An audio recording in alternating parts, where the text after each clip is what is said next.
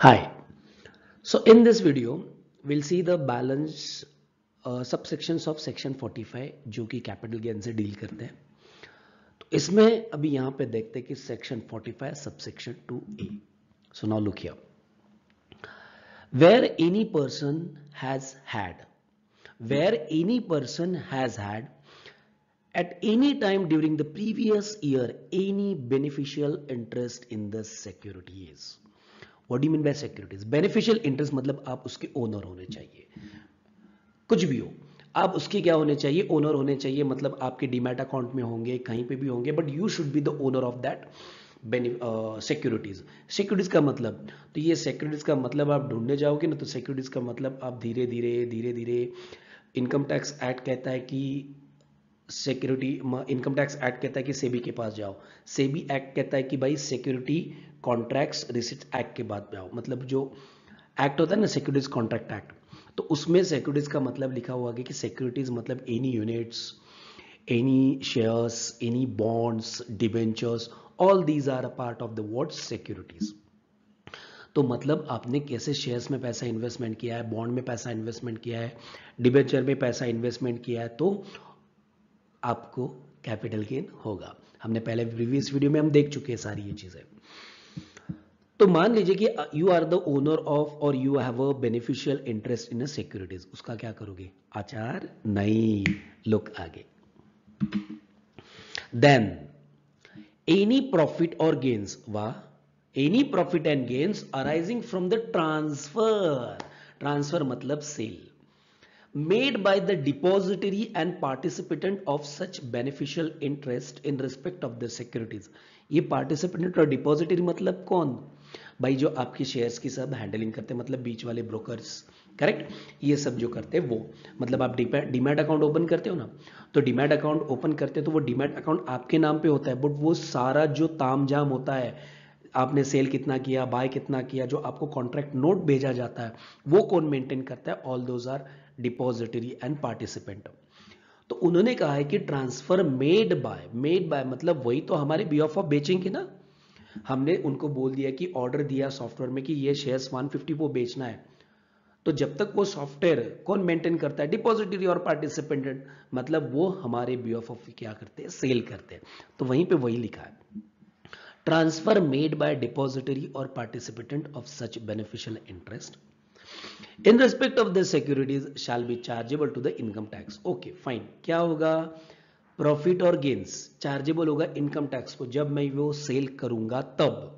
आगे, तो as the income of the beneficial owner, मतलब जो भी उस शेयर सिक्योरिटीज का ओनर है, वो डिपॉजिटरी और पार्टिसिपेंट टैक्स नहीं पे करेंगे आपके ऊपर, आपको ही पे करना पड़ेगा. Of the previous year in which the such transfer took place मतलब जिस साल में आपने ये शेयर्स को बेचा है, उस साल में आपको क्या पे करना पड़ेगा? आपको टैक्स पे करना पड़ेगा. Okay fine. ये तो बात समझ में आ गई कि शेयर्स बेचा, शेयर्स बेचने के बाद मुझे प्रॉफिट और लॉस होगा, वो कैपिटल गेन में आएगा. यस और नो? बट कैपिटल गेन में आने के लिए आपको उसका पीरियड ऑफ होल्डिंग भी पता होना चाहिए, है या नहीं? है पीरियड ऑफ होल्डिंग के डिपेंड, मतलब कितने साल तक आपने उसको होल्ड किया हुआ है. पीरियड ऑफ होल्डिंग मतलब कितने साल तक आपने होल्ड किया है, तो उसके बलबूते पे, उसके बेसिस पे short term capital gain and long term capital gain आएगा. Short term capital gain and long term capital gain जरूर आएगा. तो आगे देखिए. So look here. And shall not be regarded as an income of the depository who deemed to be a registered owner of the securities by the virtue of subsection 1 of 10 of Depository Act 1996.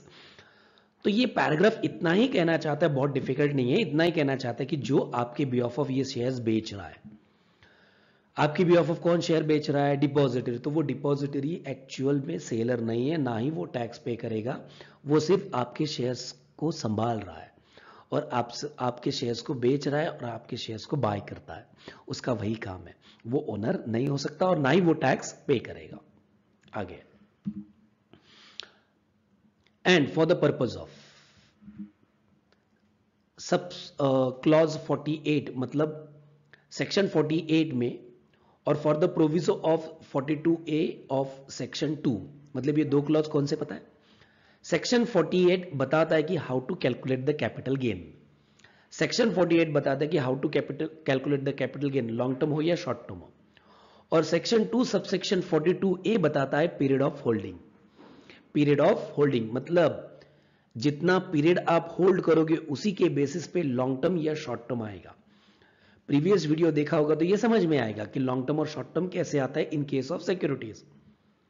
तो वो कहते हैं कि cost of acquisition मतलब उसका cost, purchase करने का cost, मतलब जो सिक्योरिटीज मैंने बाय किया है उसका cost of acquisition, and the period of holding, दोनों भी बताया था ना। सेक्शन 48 आपको बताता है कि कैलकुलेट कैसे करोगे गेन। गेन कैलकुलेट करने के लिए आपको सेलिंग वैल्यू और उसका कॉस्ट पता होना चाहिए और कितने दिन तक वो होल्ड किया हुआ है। Of the securities shall be determined on the basis of first in first out. जो सिक्योरिटीज पहले बाय किया वो पहले, और सेल करते वक्त भी वही पहले सेल होगा। मतलब मान लीजिए, चलो मैं एग्जांपल में बता देता हूं, ओरली बताने से अच्छा है कि ये first in first out method हम एग्जांपल में अंडरस्टैंड करें। देखिए ओरली भी आपको समझ में आएगा, ज्यादा कुछ डिफिकल्ट नहीं है, but with the example it will be a more easier to you. Correct. Now will jump on the second page. तो देखो बच्चे यहाँ पे अभी ये आ गया मेरा ऑफिस, या तो किसी का भी ऑफिस हो, कोई भी हो, ये ऑफिस है। ऑफिस में ये देखिए मिस्टर ब्लू आ गया। करेक्ट। अब ये मिस्टर ब्लू का बिजनेस क्या है, तो but obviously we are dealing with the buying and selling of securities. So mister Blue having a business of what, trading business. तो नाउ लिखिए, so Mr. Blue having a business of trading business, he has a business of buying and selling of all securities, and now then he asking the question, sir, how we can calculate the capital gain under the capital gain chapter, and how we can treat the cost, how we can all those things। तो उसके लिए देखिए वो क्या कहता है, mister Ram, सो assume करो कि this is not a mister blue, this is the mister Ram, purchase the following debentures, shares and debentures as follows during the previous year। So during the previous year he has purchased, तो देखिए date of purchase भी लिखा हुआ है, shares of BB limited और debentures of GF limited. Correct. BB limited का shares और debentures of GF limited both are falling under the what, securities. तो ओपनिंग बैलेंस परचेज ऑन 1/12/2022, तो ओपनिंग बैलेंस मेरा है, मतलब पहले से ही मेरे पास शेयर्स है।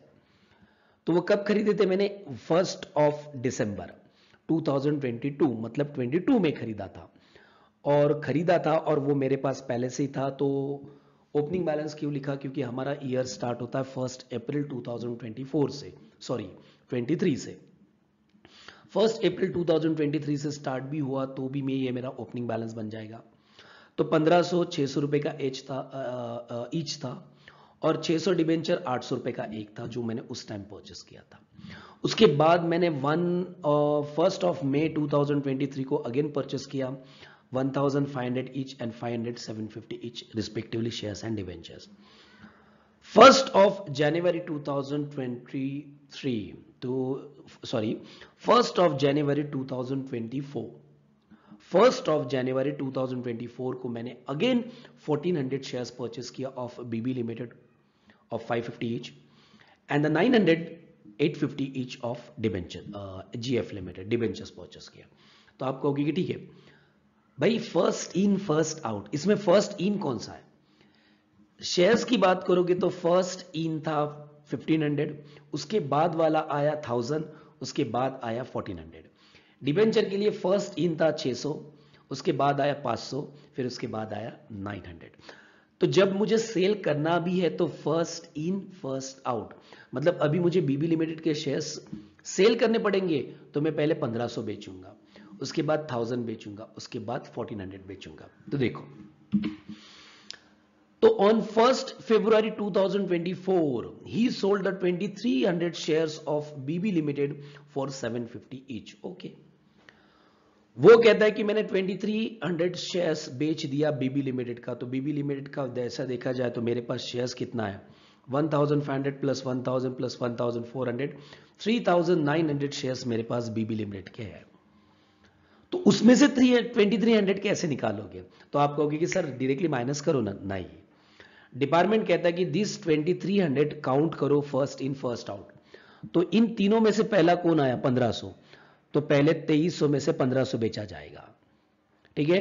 देन बचा कितना 800, 2300 माइनस 1500 बचा कितना 800, ये 800 जाएगा कहां से 1000 से। अभी आप कहोगे कि सर उससे होगा क्या, 1500 जो बेचा कब खरीदा था 1 दिसंबर, बेचा कब 1 फरवरी, 12 महीने के ऊपर हो गया, 12 मंथ के ऊपर हो गया। 12 मंथ के ऊपर कोई भी शेयर जाता है जो लिस्टेड हो, and here we are assuming the listed company, जो लिस्टेड हो और 12 मंथ के ऊपर उसका होल्डिंग हो तो it will become the long term. और व्हाट अबाउट द 1 मई से काउंट करोगे, फरवरी ऑफ 2024 तक काउंट करोगे तो बट ऑब्वियसली आपको वो शॉर्ट टर्म है, because of it is a less than 12 months. तो 1500 जो शेयर सेल करेंगे उसका कैलकुलेशन लॉन्ग टर्म से बनेगा, एंड 800 शेयर्स बनेंगे उसका शॉर्ट टर्म से बनेगा। तो नाउ लुक हियर, तो he had a long term capital gain on 1500 shares of BB Limited on which was purchased on the 1st of December 2022, 12 महीने हो चुका है। एंड द बैलेंस 800, क्योंकि 2300 का हिसाब लगाना है ना, so the balance 800 he had a short term capital gain which is purchased on the 1st May of 2024, it is a less than 12 months। तो ऐसा चलता है FIFO method, first in first out, correct. तो next provision will see in the next video. Thanks for watching. Hi, so here will see the section 45 subsection 3, correct. So now look here, क्या कहता है वो देखते हैं।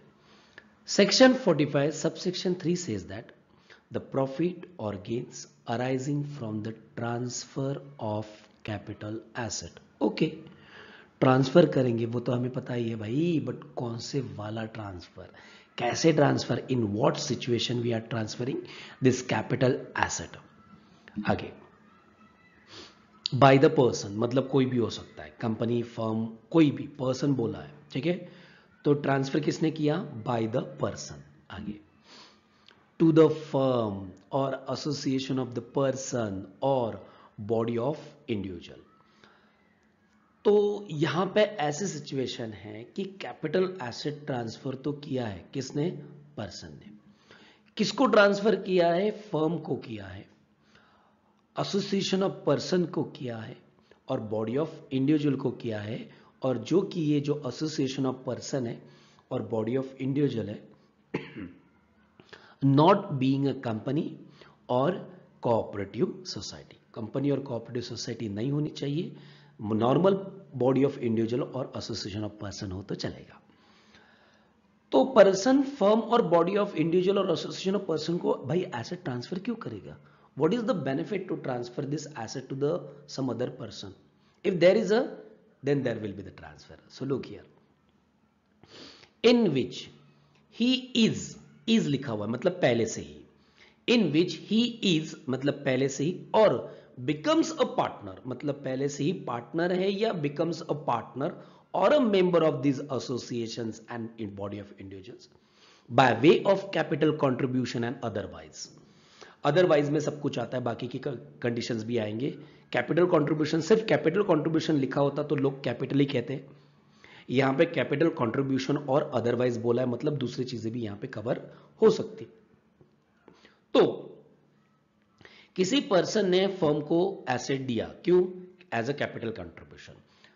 AOP और body of individual को asset दे दिया, क्यों, I want to become a member of that association of firm and body of individual.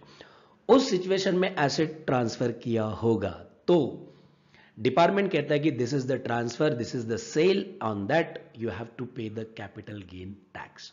Then how, look, shall be chargeable to tax as his income of the previous year in which such transfer took place or take place। जिस year में ये आपने asset firm को और इसको transfer कर दिया है, तो वो फर्म, वो चीज, वो सारी टैक्सेबल होगी उसी साल में जिस साल में आप you are becoming the member और you are becoming the partner by transferring this asset. But उसमें एग्जैक्टली वैल्यू क्या होगा, क्योंकि सेल तो किया ही नहीं है, कंसिडरेशन तो कुछ मिला ही नहीं है, वहां पे सिर्फ हमने पार्टनर हुआ और वहां से ट्रांसफर कर दिया, ऐसा मत कहो। आगे देखो क्या लिखा है। For the purpose of section 48 मतलब कैपिटल गेन कैलकुलेट करने के लिए the amount recorded in the books of account, the amount recorded, जो भी अमाउंट रिकॉर्ड किया गया है in the firm, in the association, in the body of individuals, the value of capital assets shall be deemed to be the full value consideration received and accruing. The value of asset, value of full value consideration क्या होगा कि जो आपने, listen, full value consideration क्या होगा कि जो आपने एसेट का वैल्यू रिकॉर्ड किया है, वो जो एसेट का वैल्यू आपने बुक्स में रिकॉर्ड किया है as a capital, as a members, वही आपका फुल वैल्यू कंसिडरेशन रहेगा to calculate the capital gain. मतलब मान लीजिए कि मैंने एसेट ट्रांसफर किया है और बुक्स में एसेट का वैल्यू और कैपिटल कंट्रीब्यूशन 10 लाख लिखा हुआ है, तो 10 lakh is the what sale consideration for transferring this asset to the firm और एओपी और बीओवाई। तो चलो will take one example for the just clarity of this provision. चलो किया, तो यहां पे देखिए वापस आ गया, मिस्टर ग्रीन और mister Blue both are the partner. Mister Green and mister Blue both are the partner having a business in a lot of states. तो both are the partners in a GB firm, मतलब partnership firm है Pune. Now they want to open a new office at the Andhra Pradesh, so they want a place where they can set the office, मतलब in Andhra Pradesh they want a office, उनको वहां पे एक office set करना है, तो वहां पे उनको प्लेस चाहिए, तो कैसे वहां पे ऑफिस सेट किया जाए, तो वहां से हम बिजनेस रन कर सकते हैं। तो mister Green having a house in Andhra Pradesh, oh Green देखिए, ग्रीन इज अ पार्टनर, तो ग्रीन कहता है कि मेरा एक आंध्र प्रदेश में हाउस है, so he has transfer this asset to the firm as his additional capital into the firm. तो मतलब ग्रीन कहता है कि मेरा भाई हाउस पड़ा हुआ है वैसे भी, तो ये काम करता हूं, वो हाउस में आपको ट्रांसफर कर देता हूं फर्म को, और वही हम ऑफिस यूज करेंगे, और वो मेरा एडिशनल आपके बिजनेस में क्या रहेगा, हमारे बिजनेस में कैपिटल रहेगा। तो ये देखिए हाउस आ गया। तो this house is located in the Andhra Pradesh, and now the Mr. Green is proposing that take this house, transfer this house to the firm and increase my capital, capital को बढ़ा दो मेरा, और ये हाउस आप office करके use कर सकते हो, है ना। अच्छा खासा हाउस है। तो आगे क्या, तो पार्टनरशिप फर्म ने ये हाउस तो ले लिया और अमाउंट रिकॉर्ड कर दिया 50,50,000 as is additional capital in the books of firm. तो बुक्स ऑफ फर्म में मिस्टर ग्रीन का जो कैपिटल का एंट्री लिया है, एंट्री किया है, वो कितना दिखाया, 50,50,000 रुपीज वो रिकॉर्ड किया है कि भाई हमने वो घर तो ले लिया है और आपका कैपिटल भी वहां पे बढ़ा दिया है, कितना, 50,50,000 से बढ़ा दिया। तो उसके बाद क्या आता है कि as per the section 45 subsection 3 this transfer and, मतलब दिस इज द ट्रांसफर, कि आपने ट्रांसफर किया तो वो ट्रांसफर बन गया। द फुल वैल्यू कंसिडरेशन, मतलब ट्रांसफर बन गया तो भाई सेल भी होना चाहिए ना, तो सेल का वैल्यू क्या होगा, so the full value consideration for this transfer will be the 50,50,000 which is recorded in the partnership firm as a capital. जो भी कैपिटल करके अमाउंट रिकॉर्ड किया गया है वही आपका कैपिटल का कंट्रीब्यूशन बनेगा। यस और नो। तो लिसन, आपको ये पसंद आया होगा वीडियो, तो प्लीज लाइक और शेयर करना मत भूलना, और कमेंट्स भी डाल देना अच्छा लगा तो, करेक्ट, बुरा लगा तो भी, क्योंकि वो हमें, आपके सारे comments are very valuable to us. So thanks a lot.